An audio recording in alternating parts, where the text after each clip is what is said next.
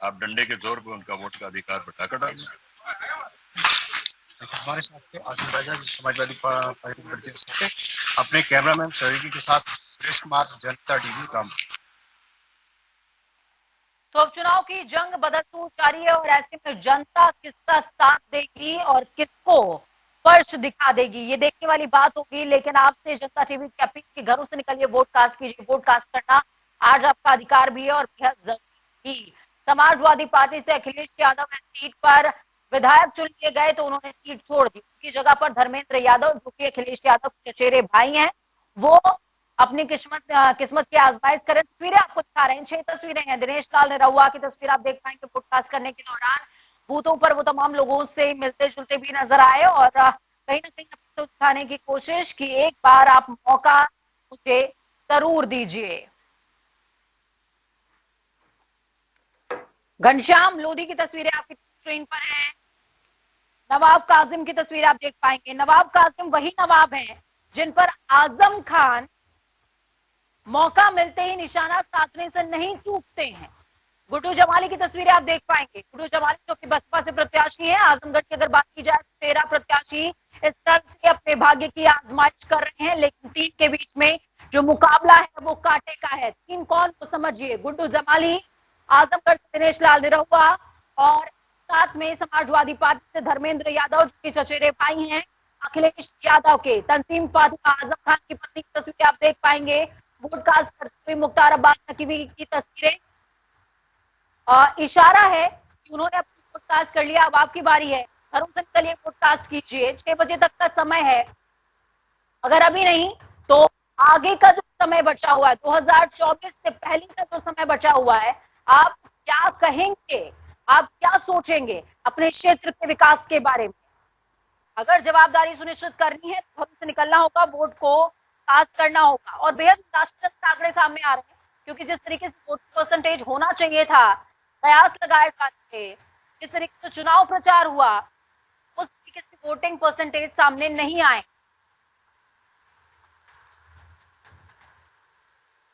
वहीं आपको बता दें कि लगातार रामपुर के दानियापुर पोलिंग पर केंद्रीय मंत्री मुख्तार अब्बास नकवी ने अपने मत का प्रयोग किया है। तस्वीरें भी अभी आपको दिखाई थी, उस मुख्तार अब्बास नकवी को आप देख पाए थे। अपने मत का प्रयोग किया। मतदान करने के बाद केंद्रीय मंत्री मुख्तार अब्बास नकवी ने मीडिया से बातचीत के दौरान कहा कि मेरे सभी मतदाताओं से अपील कि लोकतंत्र के महापर्व में अपने जुनून और जज्बे के साथ अपने मताधिकार का इस्तेमाल करें। केंद्रीय मंत्री मुख्तार अब्बास नकवी ने आगे ये भी कहा है कि हमारा लोकतंत्र दुनिया का सबसे बड़ा लोकतंत्र है। हमारे देश में हर महीने कोई ना कोई चुनाव और हर चुनाव जनता जज्बे के साथ हिस्सेदारी लेती है। ये हमारे लोकतंत्र के मजबूत होने का प्रमाण है, इसलिए पूरी दुनिया हमारे लोकतंत्र को सलाम करती है। लोकतंत्र के पर्व में ये कुंभ मेला तो नहीं है, लेकिन माघ मेला जरूर है। ये तो चुनाव है और इस लोकतंत्र के पर्व में पूरे जुनून और जज्बे के साथ अपने मताधिकार का इस्तेमाल करें।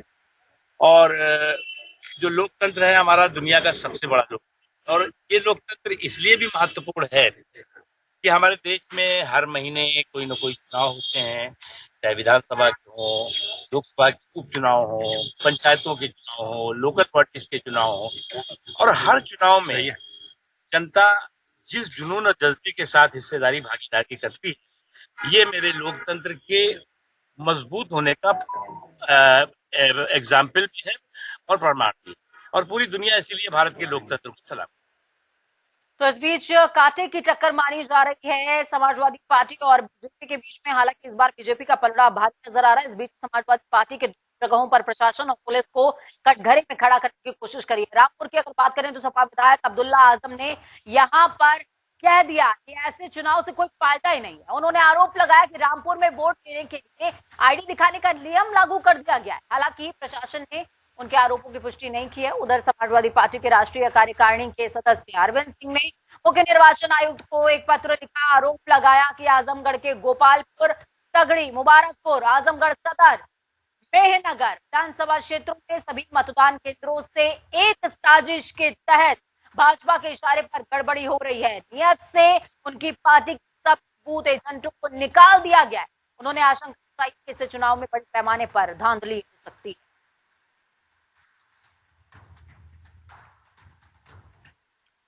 तो बड़ी खबर, अहम जानकारी के साथ आपको तब तक बताते हैं आजमगढ़ और रामपुर लोकसभा सीट पर वोटिंग जारी है। आजमगढ़ में 9 बजे तक 9.3 बजे तक का जो वोटिंग परसेंटेज है वो समझ लीजिए 30% के ऊपर ही रहा है, लेकिन ये वोटिंग परसेंटेज बेहद निराशाजनक है। जो वोटिंग परसेंटेज होना चाहिए था वो नहीं है।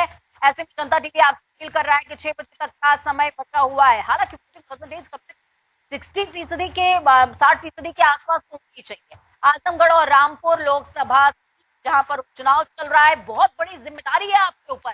आपको क्षेत्र के सांसद का, अपने प्रतिनिधि का चुनाव करना है। कैसे करेंगे?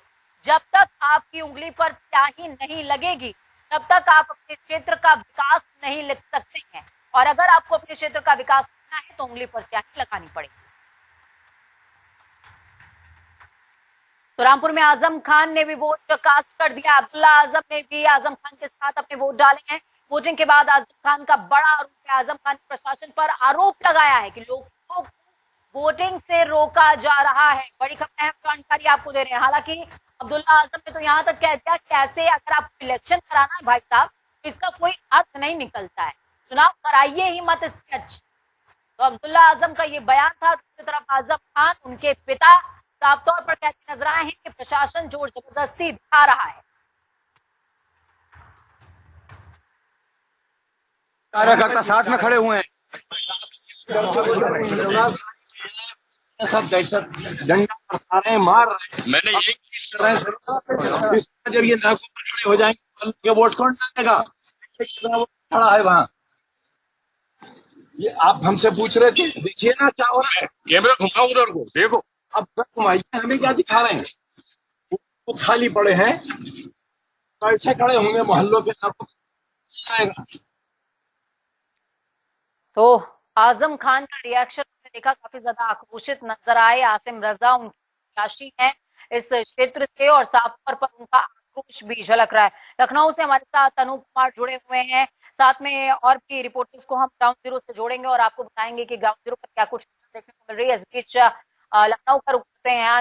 सबसे बड़ी बात है कि समाजवादी पार्टी, हालांकि अखिलेश यादव प्रचार करने अपने प्रत्याशी के पक्ष में जरूर नहीं पहुंचे, लेकिन आरोप लगाने से पीछे समाजवादी पार्टी नजर नहीं आ रही।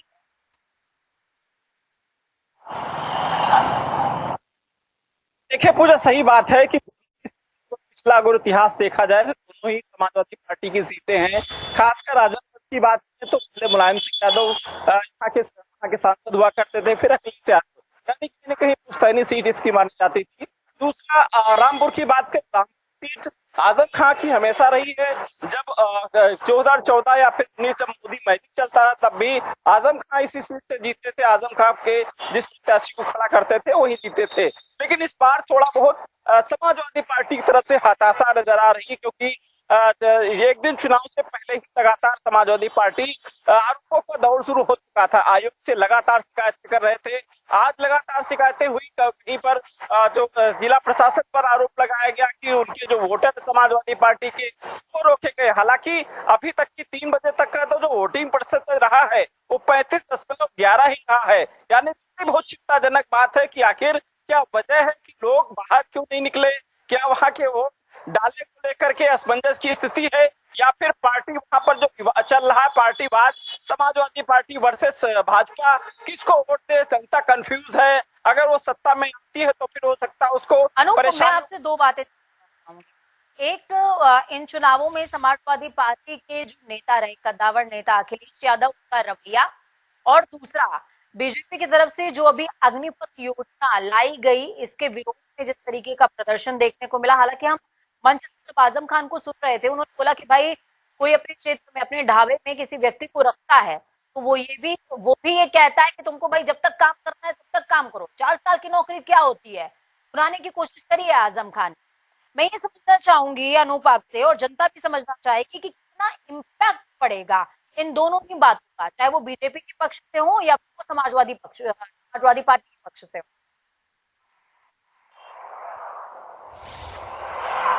देखिए पूजा, सीटों की बात करें, आपने बहुत सही सवाल किया है, क्योंकि जो बड़े कदावर नेता चाहे अखिलेश यादव की बात करें या फिर जो लिस्ट लंबी चौड़ी फेस निकाली गई थी, वो बड़े नेता जो चुनाव प्रचार में नहीं पहुंचे हैं। यानी समाजवादी पार्टी की तरफ से पहले से हताशा थोड़ी बहुत थी कि हो सकता है इस सीटों पर कांटे की टक्कर, असमंजस की स्थिति हो, लेकिन जो अग्निपथ वाली जो बात मामला बीच में, हालांकि मुद्दा काफी गरमाया, जो यूथ था वो काफी नाराज था, जिसको लेकर समाजवादी पार्टी ये कोशिश कर रही थी ये चुनावी मुद्दा बनेगा और यही शायद जीत तक रास्ता तक पहुंचाए दोनों सीटों को लेकर के।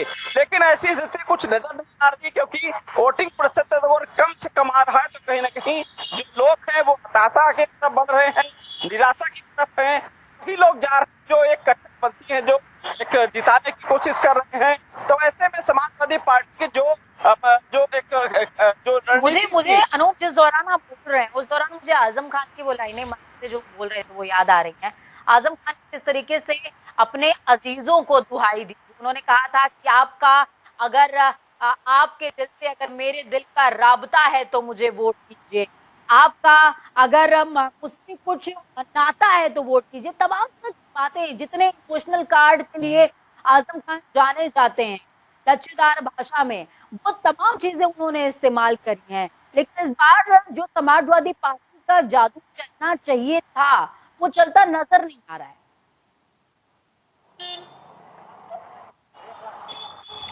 बिल्कुल पूजा, दोनों सीटों पर रामपुर की बात करें, रामपुर का इतिहास रहा है पूजा की लगातार आजम खान इस सीट पर अपनी बड़ी हासिल की है। लेकिन इस बार ऐसा क्या हुआ, क्या जो समाजवादी पार्टी जो अग्निपथ का जो एक मुद्दा था वो नहीं भुना पाई, बेरोजगारी का मुद्दा था।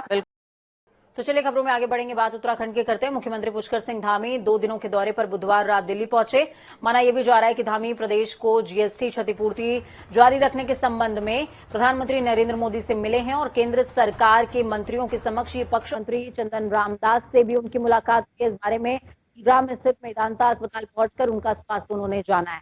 आपको ये बता दें कि धामी गुरुवार और शुक्रवार को दिल्ली में ही रहेंगे। सीएम के गृह मंत्री अमित शाह से मुलाकात हो सकती है। आपको ये बता दें सीएम के गृह मंत्री अमित शाह से मुलाकात हो सकती है। आपको ये बता दें कि उत्तराखंड के सामने जीएसटी क्षतिपूर्ति का संकट सबसे बड़ा है।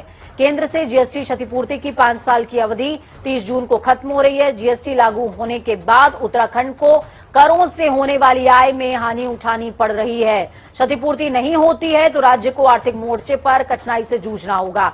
इसी के चलते सीएम वित्त मंत्री निर्मला सीतारमण समेत केंद्र के तमाम अन्य मंत्रियों से मुलाकात कर सकते हैं और जीएसटी का सहयोग जारी रखने की बात भी कर सकते हैं। दूसरी तरफ उत्तराखंड सरकार के विजिलेंस डिपार्टमेंट में आय से ज्यादा संपत्ति के मामले में senior IAS officer Ramvilas Yadav को अरेस्ट कर लिया गया। जांच में उनकी संपत्ति आय से करीबन 500 गुना आंकी गई है, जिसके बाद विभाग ने उन्हें गिरफ्तार करने का फैसला लिया। रिपोर्ट के मुताबिक रामविलास यादव उत्तराखंड सरकार में समाज कल्याण विभाग में अपर सचिव के पद पर तैनात थे। वो इससे पहले उत्तर प्रदेश के लखनऊ विकास प्राधिकरण में सचिव रह चुके हैं। लखनऊ में रहने वाले एक व्यक्ति ने उनके खिलाफ आय से ज्यादा संपत्ति रखने की शिकायत दर्ज कराई थी, जिसके बाद उत्तराखंड के विजिलेंस डिपार्टमेंट ने उनके खिलाफ कार्रवाई की। निदेशक विजिलेंस अमित सिन्हा ने गिरफ्तारी की पुष्टि कर दी है। अमित सिन्हा का साफ तौर पर कहना कि आय से ज्यादा संपत्ति के मामले की शिकायत मिलने के बाद लगातार जांच हो रही है, जिसकी पूछताछ में आईएएस अधिकारी ने कहा कि उन्हें नहीं पता कि धनराशि किसने उनके खाते में डाली है, जिसके बाद देर रात आईएएस अधिकारी को गिरफ्तार कर लिया गया है। इस खबर पर ज्यादा जानकारी के लिए अजीत काम्बोज हमारे साथ में जुड़े हुए हैं। अजीत, क्या कुछ अपडेट है? आईएएस अधिकारी के पास 500 गुना ज्यादा संपत्ति और जवाब एक भी नहीं। बिल्कुल पूजा, आपने ठीक कहा। उत्तराखंड की बात की जाए तो ये सबसे बड़ी खबर है कि एक आईएएस अधिकारी जिसके पास 500 गुना से ज्यादा संपत्ति की प्राथमिकी दर्ज होती है, मुकदमा दर्ज होता है और अब पुलिस ने उनको अरेस्ट भी कर लिया है। देर रात को लगभग 2:15 पर यह अरेस्टिंग हुई है, जिसकी जानकारी खुद जो निदेशक सतर्कता विभाग हैं अमित सिन्हा, उन्होंने पुष्टि की है। बाकायदा प्रेस कॉन्फ्रेंस उनकी तरफ से की गई और अब उनको कोर्ट में पेश किया जाना है, जो ये आईएएस अधिकारी हैं। लेकिन अभी तक उनको कोर्ट में पेश नहीं किया गया है। इंतजार हो रहा है कि कब उनको पेश किया जाता है और क्या विजिलेंस डिपार्टमेंट इसको लेकर रिमांड मांगता है या इस पर आगे की कार्रवाई होती है। हालांकि अभी तक इस तरह की कोई बात निकलकर सामने नहीं आई है कि विजिलेंस विभाग क्या कुछ चाह रहा है, लेकिन इतना जरूर है कि बड़ा फैसला है। और देर शाम को ही उत्तराखंड सरकार ने आईएएस यादव को सस्पेंड किया था और उसके तत्काल बाद ही गिरफ्तारी की कार्रवाई शुरू हो गई थी। और साफ है कि 30 जून को रिटायरमेंट होना था आईएएस यादव का और उससे पहले ये बड़ी कार्रवाई हुई है। और जिस तरह की जानकारी अमित सिन्हा की तरफ से दी गई है कि लगातार वो आईएएस यादव से पूछताछ कर रहे थे, लेकिन उनका कोई भी जो रवैया था वो संतोषजनक नहीं था और ना ही उनकी तरफ से जो जवाब दिए गए वो कहीं तरह से भी फिट बैठते हों। इसमें एक बड़ा अपडेट ये भी आ रहा है पूजा की, जो यादव की तरफ से तमाम जवाब दिए गए हैं उसमें उन्होंने अपनी पत्नी का जिक्र किया है कि जितनी भी संपत्ति है आधे से ज्यादा उनकी पत्नी के नाम पर है और चल अचल संपत्ति जो भी है उसका सबसे ज्यादा जो डाटा जो ब्यूरो है वो उनकी पत्नी के पास उपलब्ध है। बिल्कुल। तो ऐसे में तो कहीं ना कहीं ये कह सकते हैं हम अजीत कि हम तो डूबेंगे सनम, तुमको भी ले डूबेंगे। जीवन साथी यानी कि जीने मरने की साथ कस्में खाई थी, तो हम अगर जेल जा रहे हैं तो आपको छोड़ कैसे दें। बहुत शुक्रिया हमारे साथ जुड़ने के लिए, अहम जानकारी साझा करने के लिए। तो रामविलास यादव ने अपनी पत्नी का नाम लिया है और ये बता नहीं पाए कि मेरे खाते में पैसा डाल कौन रहा है। ये सुविधा देशवासियों को भी होनी चाहिए कि कोई भी उनके खाते में पैसा डाल जाए, उनको पता ही ना चले। वक्त छोटे से ब्रेक का, ब्रेक के उस पार खबरों का सफर लगातार जारी है अपने जनता टीवी के साथ, क्योंकि हमें आपकी ताकत, अपने और अपनों का ख्याल रखें।